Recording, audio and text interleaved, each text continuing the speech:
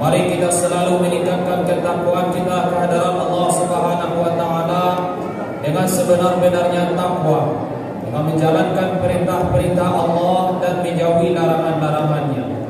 Maka oleh karena itu, mari kita selalu berdoa kepada Allah agar selalu diberikan keistiqomahan oleh Allah di dalam ketaatan kepada Allah hingga akhir hayat. Dan selalu kita bersyukur kepada Allah atas nikmat ini dengan ucapan alhamdulillahirabbil alamin. Kemudian syukur tidak hanya cukup dengan ucapan saja, akan tetapi bersyukur kepada Allah juga harus disertai dengan perbuatan kita. Ini menunjukkan bahwasanya agama Islam, agama yang kita yakini, ini adalah agama yang tidak mengajarkan kepada umatnya untuk berpangku tangan. Agama Islam tidak mengajarkan untuk bermalas-malasan. Ketika kita masuk masjid, kita baca doa Allahumma tafli abwaaba rahmatik. Ini mengingatkan kita kepada Allah. Tetapi ketika kita keluar masjid, kita diajarkan oleh Nabi Allahumma tafli abwaaba fadlik.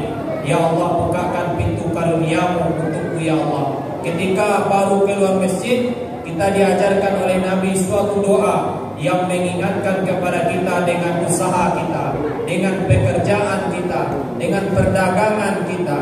Jadi agama Islam tidak pernah mengajarkan untuk bermalas-malas. Diajarkan kita untuk mencari dunia. Memang kita di dunia hanya sementara, tetapi dunia ini juga perlu oleh kita. Tanpa dunia, tanpa harta kita tidak akan bisa membangun ini masjid. Tanpa harta kita tidak bisa melakukan sebagian daripada ibadah kita. Mau haji perlu harta, mau beli pakaian untuk ibadah perlu harta. Yang paling penting di dalam kita berusaha wazkurullaha zikran katsira. Kita boleh berusaha, kita boleh bekerja, kita boleh mencari segala yang kita inginkan asalkan itu halal. Tapi yang paling penting di dalam itu kita harus sering ingat Allah. Banyak-banyak ingat Allah. Orang yang ingat kepada Allah, la'allakum tuflihun, kata Allah, dia akan beruntung. Ingat kepada Allah Subhanahu wa taala itu bukan hanya cukup sekedar di mulut saja. Subhanallah, subhanallah, subhanallah. Itu memang ingat kepada Allah, tetapi itu belum cukup. Ingat kepada Allah belum cukup hanya sekedar di pemikiran saja. Ingat kepada Allah bukan belum cukup hanya sekedar di hati saja, tetapi yang dikehendaki ingat kepada Allah, lahir batin kita ini harus ingat kepada Allah. Seorang pedagang, kalau dia betul ingat kepada Allah, dia tidak akan pernah curang dagang di dalam berdagang. 9 on tidak akan pernah dikatakannya 1 kilo. Memang orang bisa dibohongi, orang bisa dibodohi, tetapi Allah tidak bisa dibohongi. Allah Al-Alim, Allah Maha mengetahui apa yang kita lakukan. Allah Maha melihat apa yang kita lakukan. Orang yang curang dikatakan di dalam Al-Quran, wailul lil mutaffifin, celaka. Orang yang curang dalam berdagang pasti akan celaka. Mungkin awal-awal dia itu jaya dengan kecurangannya. Awal-awal dia bisa membuat rumah karena dia curang. Awal-awal dia bisa membeli kendaraan gara-gara kecurangannya. Tapi perlu diketahui, orang yang curang suatu saat pasti akan dibangkrutkan oleh Allah. Orang yang curang suatu saat pasti akan dirugikan oleh Allah. Orang yang curang pasti akan menyesal gara-gara kecurangannya. Karena Allah tidak akan pernah ridha hambanya selalu dicurangi. Mungkin hartanya tetap, dalam satu sisi dia akan dirugikan oleh Allah. Mungkin anaknya tidak mau taat, anaknya selalu melawan kepada dia. Wailul lil mutaffifin, orang yang curang akan mendapatkan sumpah daripada Allah. Celaka, kata Allah, orang yang curang. Orang yang ingat kepada Allah dalam berdagang, dia tidak akan pernah curang. Seorang pegawai juga seperti itu. Dia tidak akan pernah curang di dalam bekerja. Kenapa? Karena setiap bulan dia menerima gaji dengan utuh. Apabila seorang pegawai, seorang pejabat dia curang, pernah dia korupsi waktu di dalam bekerja, tetapi gaji tetap diterimanya dengan utuh, maka sebagian dari gaji yang ia terima itu adalah dari uang yang haram. Kullu lamina batabil haram fanaru aula bihi. Kalau pernah tubuh kita ini memakan daging, memakan makanan yang haram, daging yang tumbuh dari yang haram, maka tubuh kita ini pantasnya nanti kata Nabi dimasukkan ke dalam api neraka. Pemimpin juga seperti itu.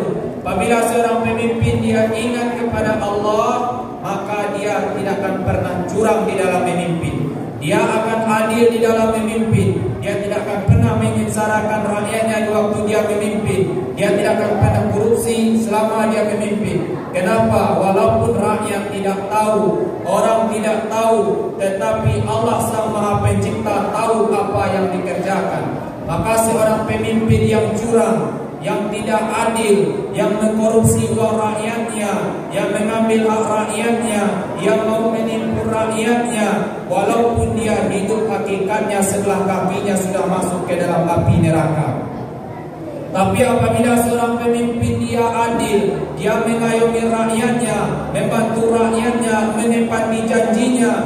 Dulu di waktu kampanye dia berjanji ini dan itu, setelah dia menang, kemudian janjinya ditepati. Maka pemimpin yang seperti itu nanti di akhirat kata Rasul akan mendapatkan zillun la zilla illa zilli, akan mendapatkan naungan daripada Allah Subhanahu wa taala. Jika orang dikumpulkan di suatu tempat yang bernama padang mahsyar, di mana matahari sangat dekat dari kepala, tapi ada pemimpin yang adil di dalam memimpin, yang menepati janjinya di waktu dia sebelum memimpin. Kemudian dia tidak pernah memakan uang rakyatnya, dia tidak pernah menipu. Dikala orang berpanas-panasan kata Nabi, pemimpin yang adil, pemimpin yang jujur, dia akan mendapatkan naungan daripada aras Allah Subhanahu wa taala. Orang kehausan dia diberi minum, orang tidak berpakaian dia diberi pakaian, orang tidak mendapatkan makanan dia diberi makanan oleh Allah Subhanahu wa taala.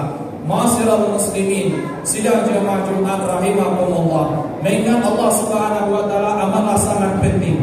Dikatakan dalam satu hadis, masalul ladzi yadhkuru rabbahu wal ladzi la yadhkuru rabbahu.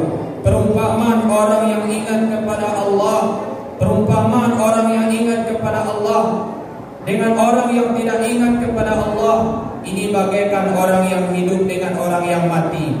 Mungkin kalau pandangan zahir kita, orang yang hidup, orang yang bisa kita ajak bicara, orang yang bergerak, orang yang bisa berjalan, itu mungkin yang kita anggap hidup. Tetapi hakikat orang hidup di sisi Allah adalah orang yang selalu ingat kepada Allah Subhanahu wa taala. Kalau sekiranya kita satu rumah dengan anak, dengan istri, dengan keluarga, mereka tidak ingat kepada Allah, apapun aktivitas mereka tidak ada mengingat Allah, hakikatnya kita satu rumah dengan mayat yang lagi berjalan. Ma'asyiral muslimin rahimakumullah. Jadi agar kita dianggap hidup oleh Allah, mari kita selalu ingat kepada Allah di setiap tindak tanduk perbuatan kita. Mau makan kita ingat Allah. Orang kalau dia ingat kepada Allah, dia tidak akan pernah mau makan dan minum pakai tangan kiri. Inna syaitan ya'kulu bis-shimal wa yashrabu bis-shimal. Yang makan pakai tangan kiri kata Nabi, yang minum pakai tangan kiri kata Nabi, hanyalah syaitan. Kenapa seseorang itu mau makan dan minum pakai tangan kiri? Karena dia lupa kepada Allah Subhanahu wa taala. Kalau dia ingat kepada Allah, pasti dia segan makan dan minum pakai tangan kiri. Ma'asyiral muslimin rahimakumullah. Mau masuk masjid kita ingat Allah, kita langkahkan kaki kanan kita, kita baca doa Allahumma tafli afwaba rahmatik. Kalau orang ingat kepada Allah, nanti keluar masjid dia maka melangkahkan kaki kirinya untuk keluar masjid, dibacanya doa Allahumma tafli afwaba rahmatik. Kalau doa tidak hafal, sekurang-kurangnya keluarnya pakai kaki kiri, tanda dia ingat kepada Allah. Mau makan pakai tangan kanan, minum pakai tangan kanan, baca doa sekurang-kurangnya ya gulam samillah, membaca bismillahirrahmanirrahim. Kenapa kita terkadang lupa membaca bismillah mau makan, lupa baca bismillah mau minum? Karena lupa kepada Allah Subhanahu wa taala. Ketika kita makan dan minum lupa kepada Allah, maka hilanglah keberkahan makanan minuman tadi terhadap diri kita. Mau bekerja, keluar dari rumah, mau ke kebun, mau ke kantor, ingat kepada Allah.